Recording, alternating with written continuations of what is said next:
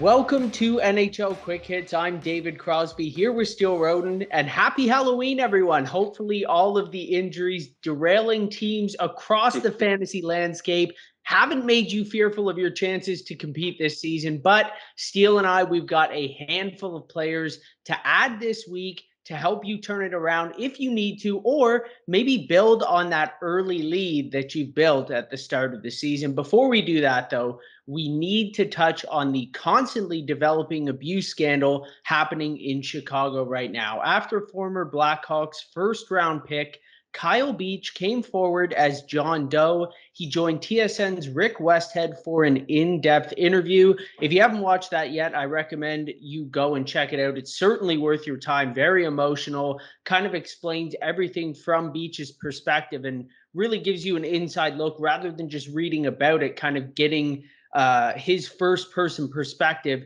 of kind of how it affected him in that entire situation. Now, Beach spoke to NHL Commissioner Gary Bettman on Saturday to discuss the lack of action when he originally reported Brad Aldrich's inappropriate behavior. Aldrich may have his name removed from the cup. That's already been requested. Former head coach Joel Quenneville stepped down from his position with the Florida Panthers. He joined former Blackhawks president John McDonough, general manager Stan Bowman, but Winnipeg GM Kevin Cheveldayoff was not held responsible for his participation as the assistant GM with the Blackhawks. So, Steele, that was an extremely emotional interview with Beach, and I think I'd find it hard for anyone to come away from that without feeling anything but that the league needs to undergo significant changes. What's your reaction to all of this? Yeah, first and foremost, I just want to applaud Kyle Beach, for his bravery and strength over the last week. The fact that this happened over a decade ago and he had kept this inside for the last 11 years, struggling to deal with the situation that Aldrich put him in. It honestly it sucks to hear anyone go through this. So the fact that he was able to step up and bring forward the accusations and what is now come out to be is true. The fact that he's dealt with this over the last 11 years, the fact that he's putting his face out there and telling everyone what's happened and he's not okay with it anymore and things need to change. I just want to applaud him for his bravery and strength. No one should have to go through this in their entire life. So the fact that he was able to do this for himself and for many other people, just a true hero and very brave for him to do this. But when this first came out, I was absolutely shocked. I was disgusted.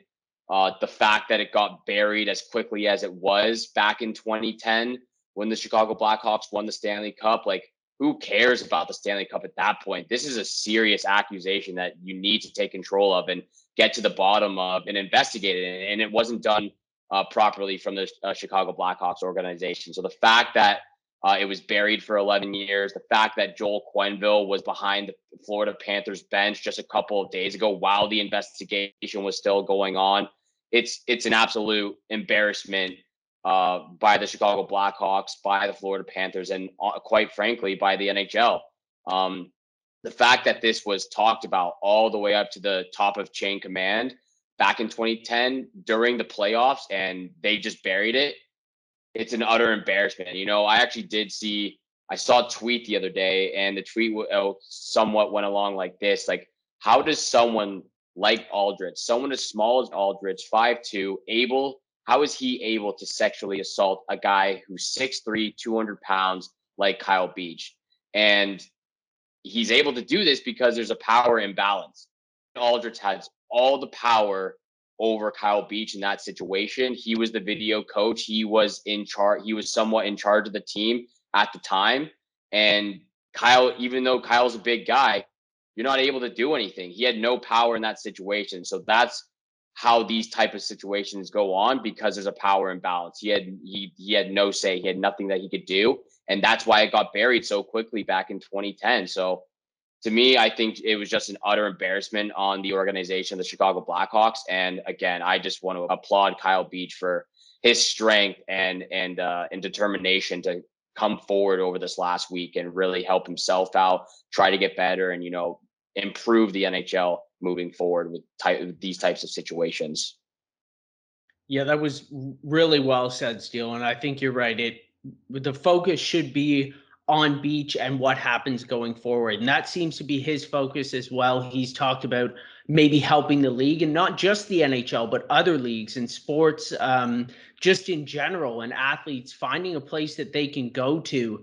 And what really disgusted me about this as well that we didn't mention is NHLPA Executive Director Donald Fehr. He was told about this twice and never actually followed through and did anything about it. And I mean, I don't want to excuse the team by any means. They, like you said, it's disgusting. What they did is terrible. It's inexcusable, but you can see a team's motivation in burying that. It's embarrassing for the organization. They have the motivation to win. And even though what they did was wrong, they have a motivation that kind of goes against what's in the player's best interest. But the PA, the whole purpose of the PA is to protect the players and have the players back. Like, that didn't make any sense to me that Donald Fehr and the rest of the PA didn't do anything to help this guy out. I mean, it kind of just shows you what a failure it is throughout the entire league, and not just from the team's perspective, but everywhere. So hopefully with Beach coming forward, this is something that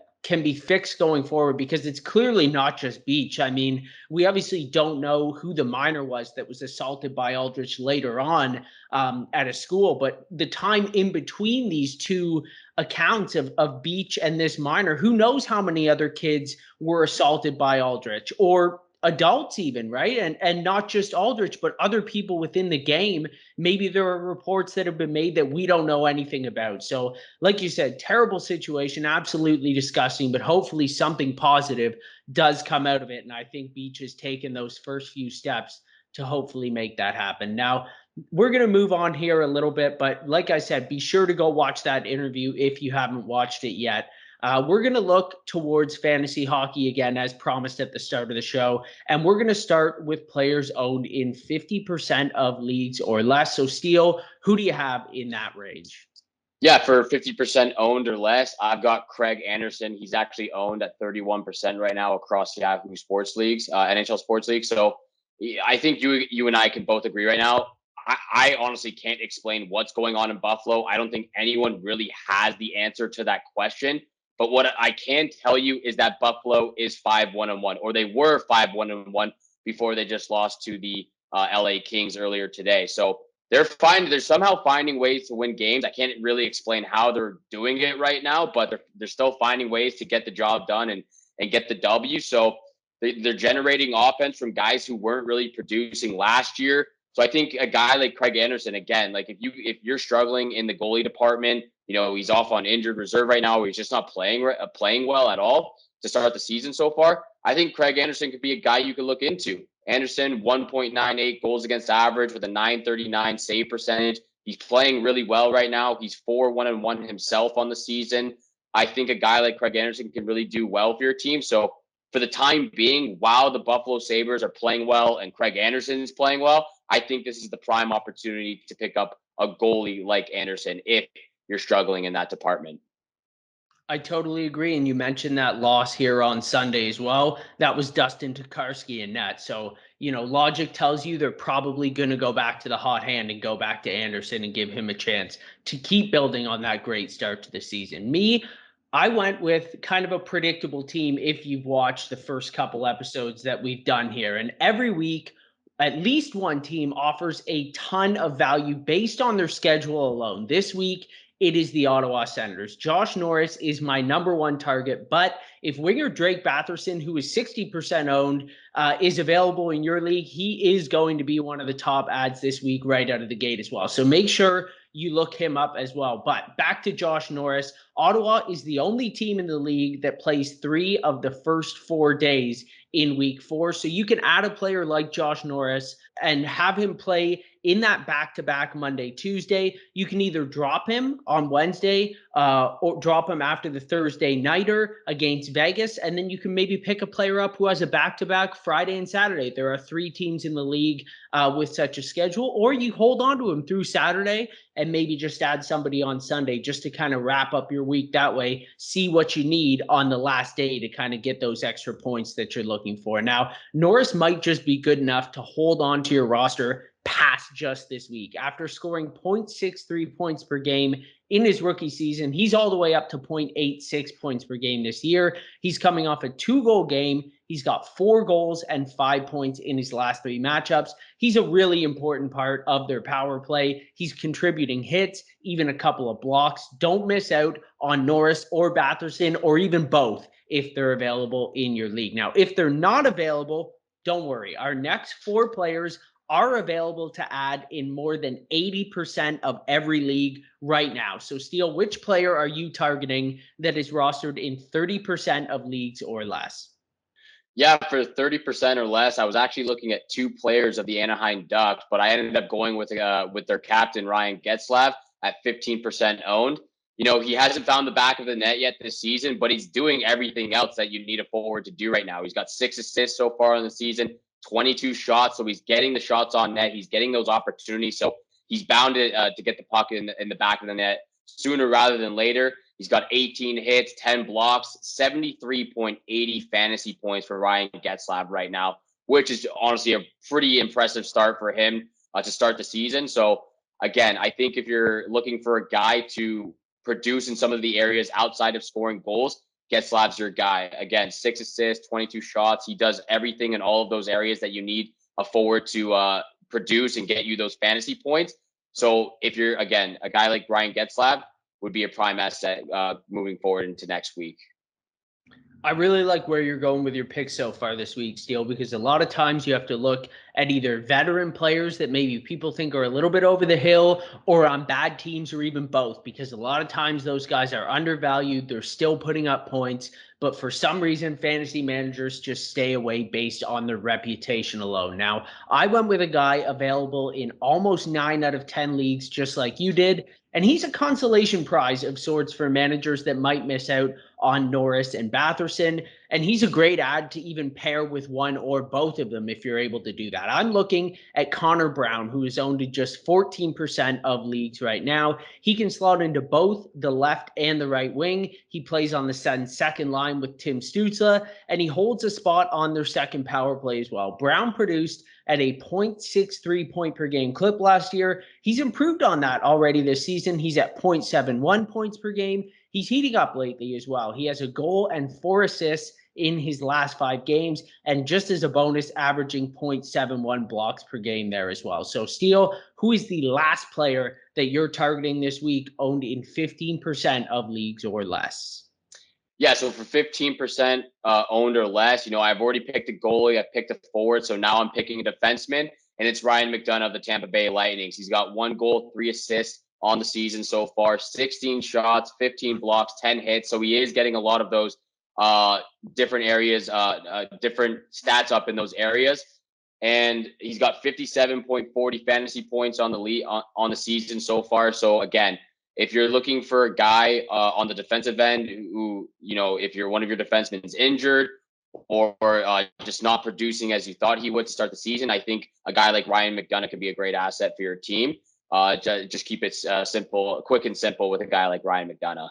I think that's a great pick as well. He had a really nice playoffs, a type of player that is sort of undervalued in the regular season. But like you mentioned a couple weeks ago, when your peripheral stats like blocks are really consistent, and that's what McDonagh brings, if you get those points, that's just a bonus on top of it. So I really like that ad. My last one is a goalie, which you started off with. I'm going to finish with one. James Reimer is owned in just 14% of leagues right now, and that number should rocket up this week. After ceding the net to Aiden Hill to start the season, Reimer is starting to seize that number 1 spot right now on a red hot Sharks team that we discussed last week. He has started 3 of the last 4 games and 4 of the last 6, which included one game where he actually replaced Hill after Hill was pulled against the Bruins. Reimer has a sparkling .964 save percentage this year. He averages 29 saves across his 3 starts, and he hasn't allowed more than 2 goals in a game yet. I don't necessarily think this is going to last for an entire season for Reimer. He's a good goalie, not a great goalie, but he is known to go on hot streaks, and I think that while he's playing this well right now, I think it would be a really nice ad. As a cherry on top, San Jose faces both the Sabres and the Devils in 2 of their 3 games. Both playing really well, but not exactly the highest scoring teams in the league. So if you're looking for a matchup-based goalie, I think Reimer could do really well. I wouldn't blame you if you want to wait until Tuesday to see if he gets the start, but I would bet he gets at least 2 of the 3 starts this week. Let's move on to the last segment of our show called Early Season Stars. We're going to compare players who have similar stats at this point of the season and decide which player we would rather have in fantasy and who projects to have better production for the rest of the season. Now, we didn't pick guys who were known stars coming in, top 10 picks, top 20 picks. We picked guys that were drafted really low, ranked really low, but have had amazing starts to the season. So you can decide whether you want to hold on to these players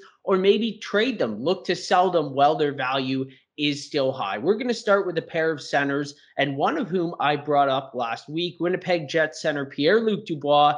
Frankly, he made me look like a genius, still picking him as my top target last week. He had 2 goals, 2 assists, 4 penalty minutes with a pair of hits and blocks in 3 games. That gave him 10 points in just 8 games this year. Dubois' ownership has shot up 18% last week alone, and he's now up to 69. The other choice, though, no slouch, Logan Couture, who unfortunately missed Saturday's game with the Jets due to a non-COVID illness. He should return shortly there. His ownership shot up 21% last week. He's now 76% rostered. He has 3 goals, 6 assists, 10 hits, 7 blocks in just 7 games. So Steele, Dubois was ranked 190th coming into the year. Couture was all the way down at 226. Both players, though, have produced at a top 40 clip so far. If you could hold just one of those guys, who would it be? Yeah, I think this is the toughest choice I have out of all the guys we're going to talk about. But I'm going with Pierre-Luc Dubois for this one. I think he's playing like he did back in 2018-19 season when he recorded 61 points with the Columbus Blue Jackets. He's got 10 points in 8 games this season so far. He looks confident. He looks determined. He looks comfortable on the ice, and that's what matters most to me. He didn't look comfortable after being traded from the Blue Jackets to the Winnipeg Jets last year. He only recorded, I believe, 22 points on the season in 2020-2021 season. But that's the thing that really matters to me, that he looks comfortable out there. He's letting the game come to him. He's not chasing after it. He's not thinking too much when he's on the ice, and that's why he's playing so well right now. He's determined to get back to the way he was playing back in 2018, and so far I've seen exactly that. No disrespect to Logan Couture. I think he's a phenomenal player. I would love to have him on my team, but I'm going with Pierre-Luc Dubois on this one. I agree with you there completely, Steele. I think both players definitely worth rostering. If I could have both on my team, I certainly would. But if I had to choose one, I think Dubois is just a little bit more talented on a better team. So I expect those stats to stay a little bit more consistent. And maybe, just maybe, Couture's will trail off. But let's move to the wing now, and we'll look at a pair of players eligible for both the right and the left side, which is always a nice bonus in fantasy circles. Now, one reason Couture's production might not trail off, his teammate Timo Meier is the 11th ranked fantasy player so far this season, and he was ranked 225th coming into the year. He has 5 goals, 6 assists, 18 hits, 7 blocks, 2 power play points in just 8 games. Now, like Couture, he has a point in all but 1 game so far this year. So really consistent start by him. His ownership shot up 19% last week. And the only way you're likely getting him now is by trade. The other option is a player who always seems to be on the verge of a breakout that just never comes. Steele, this might be the year. Teuvo Teravainen was ranked 135th heading into the season. He is currently in the top 50 right now. 2 goals, 6 assists, 4 power play points, 3 hits, and 6 blocks. Now, Teravainen, he might not have Meier's scoring touch right now, but he's on one of the best lines in all of hockey. Sebastian Aho and Andrei Svechnikov in Carolina, as well as their top power play, which, as I mentioned, already accounts for half of his point production this season. Which of these wingers would you rather roster for the rest of the year? It's actually funny. So I didn't pick Couture, but I'm going with his line mate, Timo Meier. I'm taking the chance on Timo Meier. You know, his career high in points in a season is 66, which was followed the next year by a 49-point season. So when you look at a guy like Teuvo Teravainen, he's proven what he can do since he arrived in Carolina. Once he got in Carolina, he had a 42-point season, which was followed by a 64-point season, followed by a 76-point season, and then back down to 63. So he's very much proven what he's capable of. Obviously, last year he dealt with a lot of injuries, a couple of concussions as well. So no fault to his own on how he played last year. There were just a lot of struggles and injuries that he had to deal with. But I'm taking a chance on a guy like Timo because of the way he's playing right now. He looks to be on another level, and Teuvo Teravainen, from what I have seen, is not on that level to start the season so far. Like you said, 5 goals, 11 points, 37 shots in 11 games so far, 18 hits, 7 blocks, 118.30 fantasy points for Timo Meier. When you're comparing these guys together, the blocks are going to be about the same each year. From what I saw, they are about the same each year, but you're not going to get the same shots and hits from Teuvo Teravainen like you would with Timo Meier. So I'm going to take the chance on Timo Meier. He's played really well over the last couple seasons. It seems to be like he's breaking out to start this season, so I'm taking the chance on him. Timo versus Teuvo. I'm with you, Steele. Timo all the way in this one. Those peripherals just win me over every single time. And I think that goal scoring touch and the ceiling is a little bit higher for Meier. So moving to the blue line now, we're going to look at a pair of defensemen in Canadian markets who are both thriving thanks to increased opportunity. And while the last 4 players we discussed, they're likely already have been snatched off the wire in your league long ago. If they haven't, I hope you've already looked and checked and added them to your roster. But these 2 that we're about to discuss are probably still available. The first is Jets defenseman Josh Morrissey, owned in 47% of leagues. He has 2 goals, 2 assists, 10 penalty minutes, 11 hits, and 6 blocks in 8 games this season. 2 of those points are on the power play. And for leagues that count plus minus, he is a beautiful +9 on a solid Winnipeg team. His 0.5 points per game pace is identical to last season, and his block should actually see a bump in the coming weeks if he gets back to the pace that he had last year. The other option is Flames defenseman Rasmus Andersson, owned in just 22% of leagues right now. He was averaging a career-high 23 minutes and 46 seconds of ice time through the first 6 games this year, and he's been just under that in the 2 since. Andersson has 6 assists, 4 of which came with the man advantage. That's a really good number for a defenseman this early in the season. He's got 4 penalty minutes, just 1 hit, but 10 blocks as well. Now, his hitting is way down this year. It should return a little bit closer to the mean going forward, but he has doubled his point production per game from last season, and that's always a little bit scary when you're projecting going forward. So, Steele, are you going with the safer choice who kind of proved it last year in Morrissey, or are you excited by the ceiling of Andersson and think he can keep this up? It's a difficult choice to make here because I look at them and they're pretty much on the same level to start the season so far this year. When you look at all the stats, if you look at the way they actually play the game, they're very similar the way in their playing style. It's a very difficult decision, but I've got to go with Morrissey. I think he has a little bit more of an upside to him. But again, to me, it's pretty much just dead even. So you can't go wrong with either guy. But to me, I think Morrissey just has a little bit more of an upside.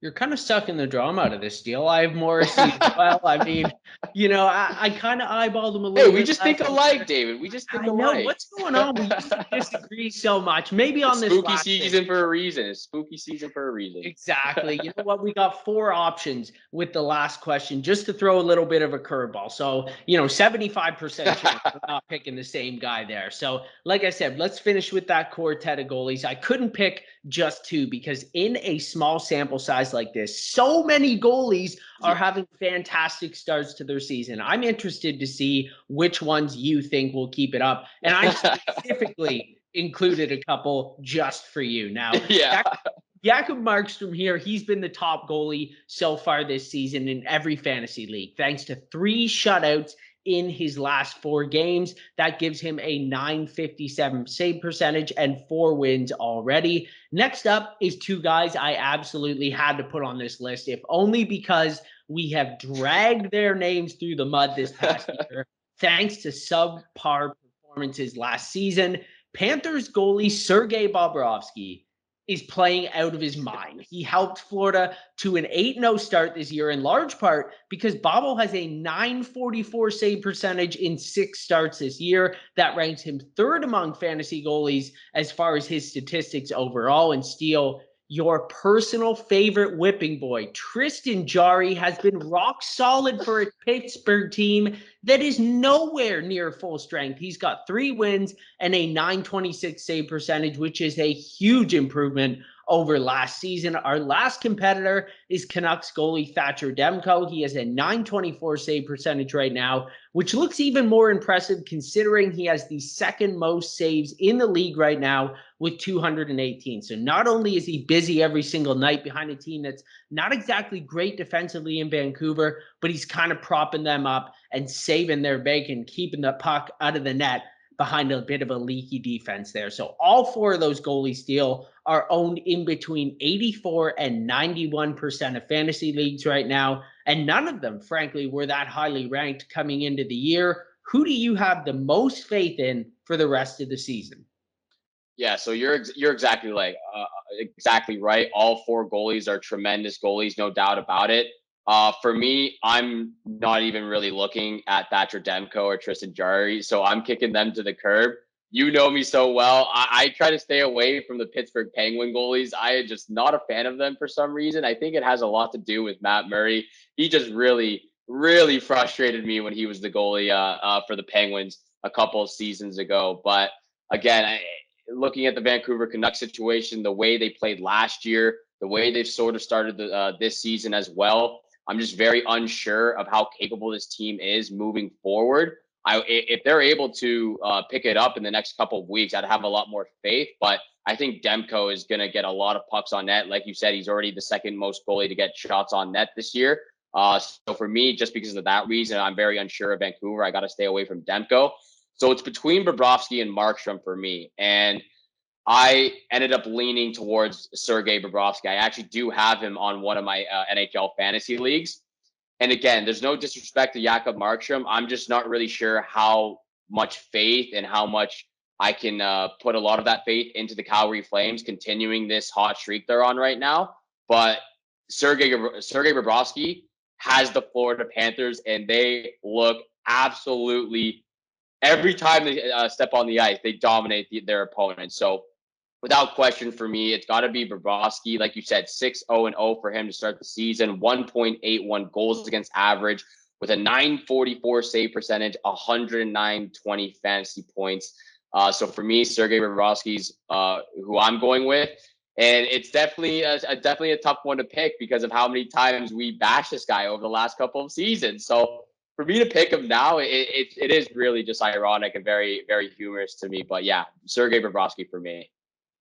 Frankly, I'm a little bit shocked. I never would have guessed that you would have picked Bobrovsky out of all 4 of those guys. I mean, kudos to you. You know, he's on a great team. He has had great seasons in the past. I just can't shake what he's looked like recently. So it's kind of funny. I thought there might be some differences. I actually have the exact opposite order. Bobrovsky would be the first guy I would be trading right now if I owned him in fantasy leagues. I would be calling up whoever had Spencer Knight on their roster and trying to get the most value possible out of Bobrovsky because I still think by the end of this year, that net is going to be Spencer Knight's. Now, Tristan Jarry, little bit of a tough case, but I do view him and Markstrom as kind of similar on a couple teams that are good, not necessarily great, maybe not the most reliable goaltenders, but I think I would rather have Jarry a little bit more than I would Markstrom because I think Pittsburgh is a slightly better team than Calgary. So, of course,